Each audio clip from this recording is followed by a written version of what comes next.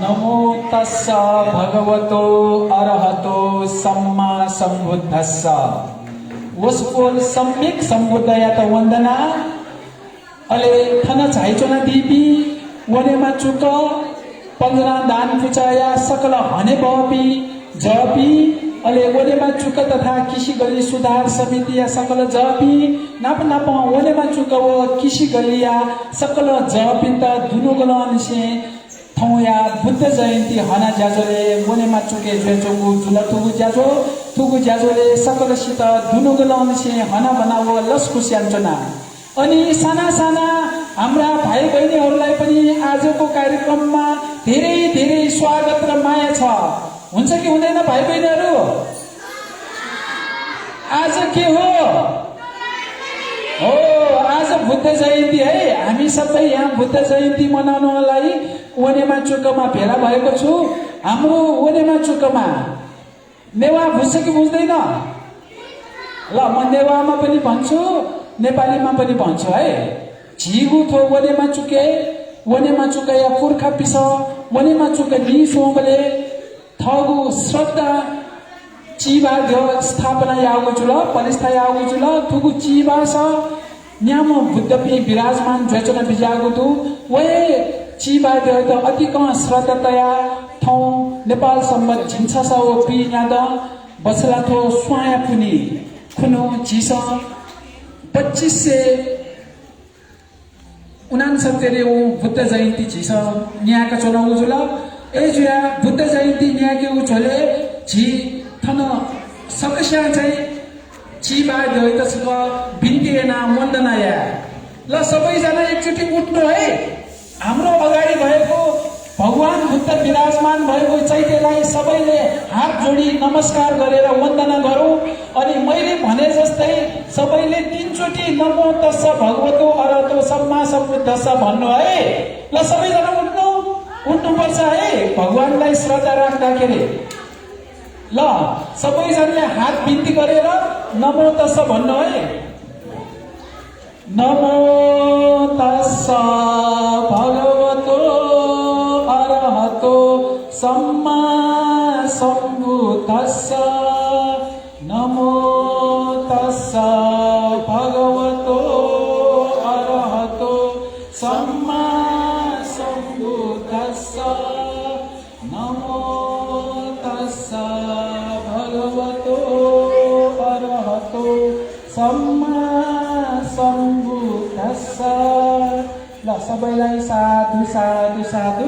हामीले यो नमो तस्स भगवतो अरहतो सम्मा सम्बुद्ध भनेर जुन अहिले पाठ गर्यौं नि उहाँ सम्यक सम्बुद्धलाई नमस्कार छ भनेको हामीले है। अब आजलाई यति गरौँ। अनि भाइ बहिनीहरूले सुन है, तिमीहरू हल्ला नगर ल। भाइ बहिनीहरू सबै अगाडि आउँ त, यहाँ आउनु पर्यो ल सबैजना। ल सबैजना त्यहाँनिर लाइनै बस्नु है।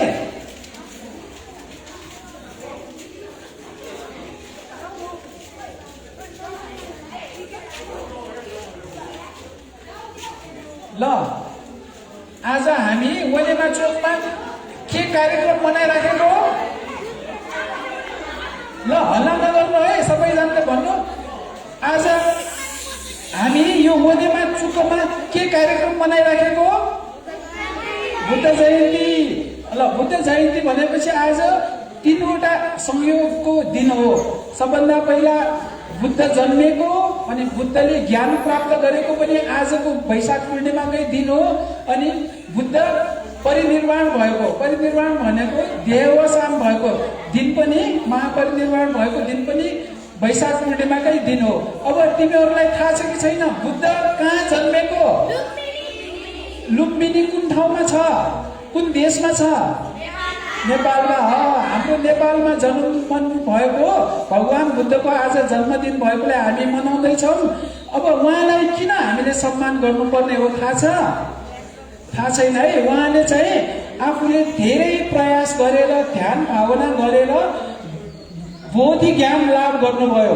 त्यो बोधि ज्ञान लाभ गरेर संसारभरि प्रचार गर्नुभयो के को लागि शान्तिको लागि है हामी मान्छे चाहिँ सधैँ शान्ति कायम गर्नुपर्छ भनेर उहाँले प्रचार गर्नुभयो अनि उहाँले प्रचार गर्ने बेला चाहिँ उहाँको चाहिँ प्रमुख शिक्षा भनेको पञ्चशील हो तिमीहरूलाई थाहा छ 5 वटा शिक्षा छ थाहा छैन भने म आज भन्छु सुन है अनि त्यो 5 वटा शिक्षा के को लागि भनेपछि शान्ति कायम गर्न हाम्रो लाइफमा हामी अनुशासित हुनलाई है डिसिप्लिन कायम गर्नलाई त्यो 5 वटा भनेको सबभन्दा पहिलो के हामीले प्राणी हिंसा गर्नु हुँदैन मान्छे चराचुरुङ्गी जीव जन्तु कसैलाई पनि मार्नु हुँदैन भन्ने यो कसैलाई पनि मार्नु हुँदैन भन्ने कुरा ठीक छ कि छैन कसैलाई दुःख दिनुहुन्छ हुँदैन है अब यो चाहिँ मैले चाहिँ साना भाइ बहिनीहरूलाई भने पनि हामी सबैले पनि मनन गर्नुपर्ने कुरा हो है अनि दोस्रोमा चाहिँ हामीले चोरी गर्नु हुँदैन भन्यो चोरी गर्नु हुन्छ त है चोरी गर्नु हुँदैन भन्ने ठीक छ है अनि तेस्रो चाहिँ के थाहा छ म पाली भाषामा बुद्धले प्रचार गर्नु भएको छ पार्णाको पाता है अदिना दाना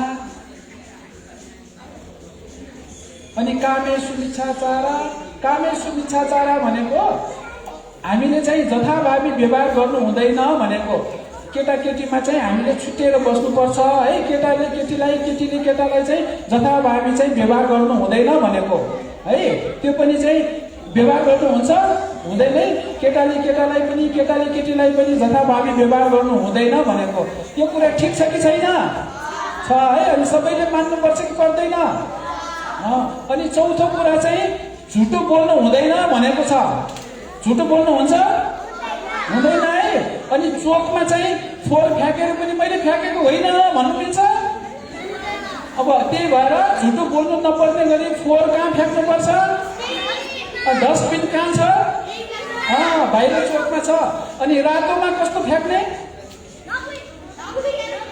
रातोमा नपुग्ने फ्याँक्ने हरियोमा अनि यो कुरा चाहिँ बच्चाहरूले मात्र गर्ने कि ठुलोले पनि गर्ने सबैले गर्ने है मैले पनि गर्ने उसले पनि गर्ने ठुलो सबैले गर्ने अनि पाँचौँमा के छ बुद्धले हामीलाई दिएको पाँचौँ अनुशासनको शिक्षा भनेको के हो जाँड रक्सी चुरोट खैनी ह्यासिस है गजी के पनि नखाने भनेको अनि है त्यो लागु पदार्थ नखाने भनेको राम्रो शिक्षा हो कि होइन हो है ल अब सबैले बुझ्यो भगवान बुद्धले हाम्रो जीवनमा हाम्रो चाहिँ वरिपरि मानिसलाई शान्ति कायम गर्नलाई पालन गर्नुपर्ने 5 वटा शिक्षालाई पञ्चशील भन्छ है त्यो पञ्चशील चाहिँ सबैले पालन गर्नुपर्छ अनि यो पञ्चशील पालन गर्ने छु भनेर आजदेखि हामीले आफूले आफूको चाहिँ प्रण गरेर बुद्ध जयन्ती मनाउने है त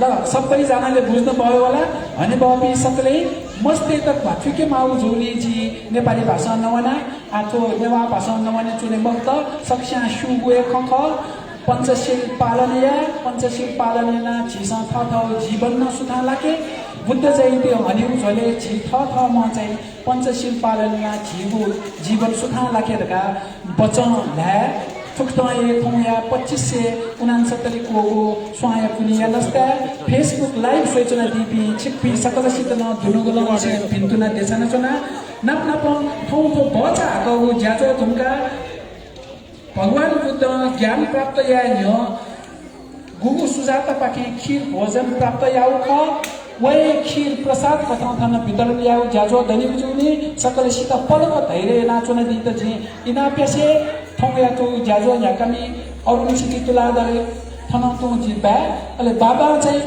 वरिमा चुक तथा किसी गल्ली सुधार समिति या जी पासा नरेश रञ्जित या त जी थन बनाचुना वे कलो फोर व्यवस्थापन सम्बन्धी बचा कलो सूचना दी वो सूचना के ढुंका झिगु ज्याजो थनेको चाहिँ सकले खीर प्रसाद ग्रहण नाचक या जात इना प्याचुना सुबह जोजलपा भगवान शरण पासा नरेश सुबहहरूलाई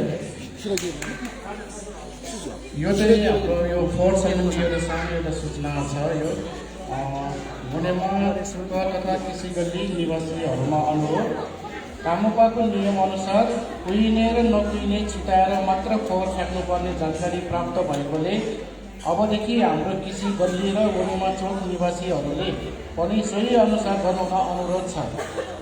तसर्थ अबदेखि महादेव चोकको आँगन घर तल राखिएको हरियो डस्टबिनमा कुहिने र रातो डस्टबिनमा नकुहिने फोहोर राख्नु हुन सबैमा अनुरोध छ र यी डस्टबिनहरूमा भान्साबाट आउने फोहोर मात्र राख्न सकिनेछ। भान्साको बाहेक अन्य फोहोर फ्याँक्नु परेमा घर धनी कोठामा बस्ने र पसल तथा कारखाना सञ्चालन गर्नुहुने सबैले बिहान सबेरै किरागलको मूल सडकमा आउने कामपाको फोहोर सञ्चालन गर्ने गाडीमा मात्र फाल्नु हुन सबैमा अनुरोध छ। गाडी आएको जानकारी गराउन छिट्टै हामीले साइरनको व्यवस्था गर्दैछौँ।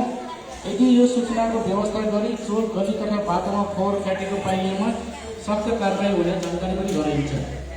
नियम उल्लङ्घन गरेको बारे जानकारी दिन चाँडै सिसिटिभी क्यामेरा जडान हुने सूचना पनि वडावासीहरूले गराएको जानकारी गराउँछ। धन्यवाद।